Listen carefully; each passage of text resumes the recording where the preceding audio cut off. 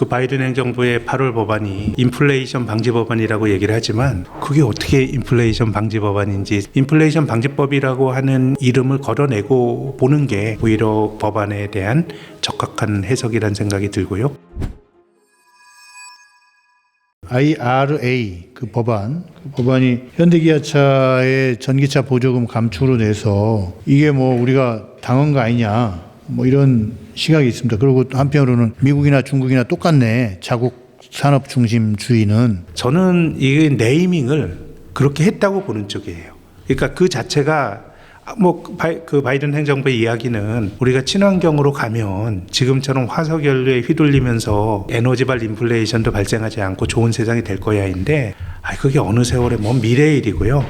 이거는 민주당 행정부가 하고 싶은 일을 한 거예요. 민주당의 색깔에 맞는 친환경이라든가 이런 것들을 했고 또 약간의 지금 글로벌하게 나타나고 있는 경제 내셔널리즘도 반영이 됐고 근데 지금 이슈가 인플레이션이다 보니 인플레이션 방지법이라고 하는 저는 그 일종의 외피를 썼다라고 생각을 하는 것이고요. 인플레이션 방지법이라고 하는 이름을 걸어내고 보는 게 오히려 그 법안에 대한 적합한 해석이라는 생각이 들고요. 특히 11월 중간선거를 앞두고 나타난 일이기 때문에 뭔가 지금은 아무튼 경제로 설명하기 힘든 여러 가지 현상들이 발생하는 것 같고요. 그래서 저는 지금의 세상이 세계화의 경제적 모순이 드러난 시기라고 생각합니다. 1990년대 이후로 30년의 세계화의 시대를 살았지 않습니까?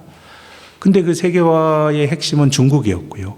뭔가 싸게 만들고 중국 사람들이 피땀 흘려 번 무역수지 흑자가 다시 또 미국의 또 이제 채권 시장에 투자가 되면서 어떤 저금리를 유지했고 이것이 어떻게 보면 세계화를 가져왔던 두 힘인데요. 두 동력이 약해지는 것 같거든요. 중국의 인건비가 높아진다고 하면서 베트남으로 막 공장이 빠져나가고 있던 7, 8년이 됐고 또 중국인들이 저축을 많이 하다가 저축률이 떨어진 지도 한 6, 7년이 됐어요. 사람들이 경제적인 이해관계가 얽혀 있을 때는 사이가 좋을 가능성이 높다고 봅니다. 서로가 얽혀 있으니까.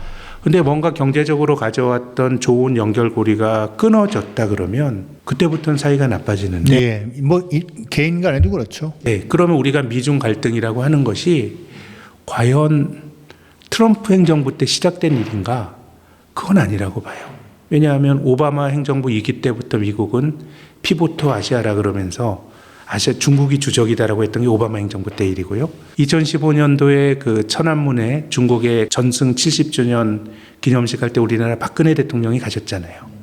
그때 굉장히 그 서구의 정치 리더 중에서는 유일하게 가서 막 외국에서 한국이 중국에 경도되는 게 아니냐라는 이야기들이 나왔고 굉장히 갈등이 있었던 거예요. 또 미국식의 질서인 월드뱅크 세계은행에 맞서는 아시아 인프라 투자은행 만들었던 게 다 2012년 13년이에요. 맞습니다. 어떻게 보면 세계화로 가졌던 어떤 경제적인 효율을 추구할 수 있던 관계가 붕괴가 되면서 저는 그게 한 10여 년의 역사를 가지고 있었고 효율을 가져오지 못하는 임계치를 지나고 나서는 뭔가 이제 정치라고 하는 것이 오히려 경제나 투자에도 영향을 주는 단계로 바뀌었다라고 생각하는 것이죠. 이 세계화의 모순이 진행이 되던 것이 최근에 폭발한 것이지 이것이 갑자기 떨어진 일은 아니다라고 생각을 하고요. 지금은 좋은 쪽이건 나쁜 쪽이건 지정학이라고 하는 게 저는 투자나 경제에 영향을 주는 그런 세상을 우리가 살게 됐다고 봅니다.